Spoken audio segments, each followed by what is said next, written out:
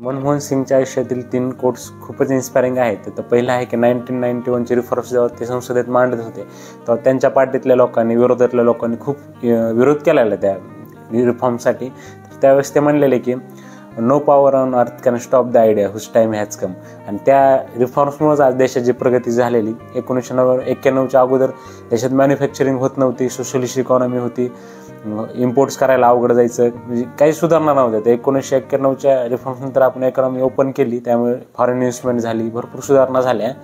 दुसऱ्यांदा 2009च्या वेळेस जेव्हा अमेरिकेसंग भारतानं न्यूक्लिअर डील केलेली, तर त्या न्यूक्लिअर डीलला भरपूर लोक विरोध करत होते आणि त्यांना अशा धमक्या मिळत होत्या की तुमचं सरकार आम्ही पाडू.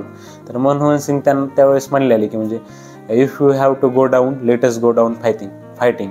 जर आपल्याला खाली जायचं असेल किंवा हेच जायचं असेल तर मग फायटिंग करतच जाऊ. आणि त्यांनी नाही ऐकलं विरोधकांचं, पाडा म्हणले सरकार, आणि त्यांनी ती न्यूक्लिअर डील सक्सेसफुल केलेली. तिसरा कोट असा आहे की history will be kinder to me than the media. त्यांची ॲज अ पंतप्रधान म्हणून मीडियानं खूप बदनामी केलेली, म्हणजे as a accidental prime minister वगैरे. तर 2014ला त्यांनी त्यांची सगळ्यात शेवटची पत्रकार परिषद घेतली. तर त्यावेळेस ते म्हणलेले की history will be kinder to me than media. आणि खरंच आहे, त्यांच्या ज्या रिफॉर्म्समुळेच आज देश या पदाला पोहोचलेला आहे आपला. शेवटी एवढंच मला वाटतं की as a country we will always be grateful for your contribution towards country.